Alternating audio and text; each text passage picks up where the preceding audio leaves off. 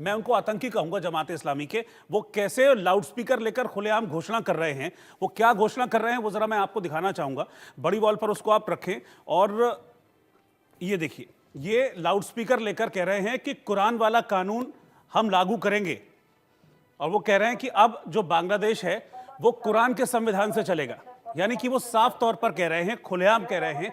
इसको तो हम यहां पर हिंदुस्तान में बैठे देख रहे हैं, वहां पर मोहम्मद यूनुस भी देख रहे हैं, उनकी सरकार के सारे लोग देख रहे हैं, और इस पर चुप्पी साधे बैठे हैं। इसका मतलब कि वो इसको स्वीकार कर रहे हैं।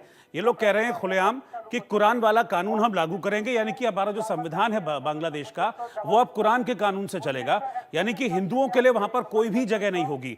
मैं इस तस्वीर के साथ साथ ही मैं अमृतानंद जी के पास जाना चाहूंगा। स्वामी जी, ये क्या दिखा रहा है? ये यही दिखा रहा है कि सिर्फ कट्टर मानसिकता है, और अगर ये कट्टर मानसिकता वहां पर है, क्योंकि जो तस्वीर है ये बांग्लादेश के हिंदू इलाके की है, जहां पर जमाते इस्लामी के ये आतंकी लोगों को धमकी दे रहे हैं हिंदुओं को कि या तो इस्लाम अपना लो, क्योंकि हम यहां पर कानून लागू करने जा रहे हैं, शरिया कानून, नहीं तो फिर जो होगा उसके लिए तैयार रहो। कैसे रहेंगे ऐसे में?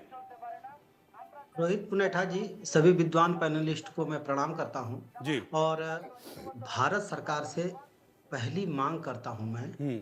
कि जो हमारे चिन्मय दास जी हैं, जिनको जेल में रखा गया है, हम्म। जिस तरह से विंग कमांडर अभिनंदन जी को भारत सरकार ने वापस लाया, हम्म। इसी तरह से कोई ठोस कदम दिखाते हुए हम्म। बांग्लादेश को के प्रति कड़ा एक्शन लेकर के अविलंब चिन्मय दास जी को भारत लाया जाए। इनके खून में है। आप एक बात समझिए, अभी आप बता रहे हैं कि शिया सुन्नी लड़ रहे हैं। इनके इनके जो सबसे बड़े पैगंबर साहब हैं, उन्हीं के बारे में मैंने पढ़ा। अब वो सही है कि गलत है, हम्म। उसमें उन्होंने लिखा कि इनके 73 फिरके हैं। हम्म। अब जो 72 फिरके जो हैं वो सब काफिर हैं।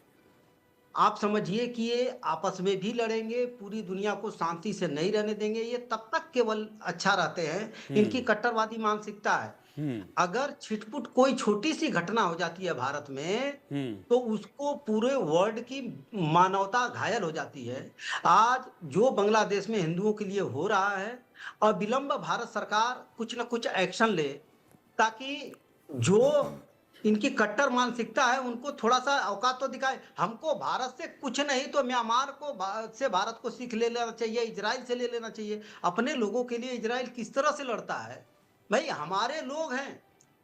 इनके साथ इनकी मानसिकता देखिए, इन्होंने भारत से कट करके इस्लाम के नाम से तो वो देश बना लिया, और भारत में भी वही हो रहा है।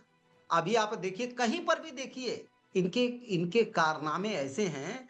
इन्होंने, आप इतिहास उठा करके देख लीजिए, रजिया से लेकर के सारे इतिहासकारों को देख लीजिए, इन्होंने अपने लोगों के साथ कृतज्ञता नहीं निभाया, तो भारत ने जो बांग्लादेश के लिए क्या बोलते हैं, जैसे गंगा जमुना पूरे देश को जल दे रही है ना, हम्म। उस तरह से ब्रह्मपुत्र जैसे पूरी दुनिया को सींच रहा है, अपने चाइना से लेके बांग्लादेश तक। इस तरह से भारत ने पूरे बांग्लादेश को पल्लवित पुष्पित फलित किया।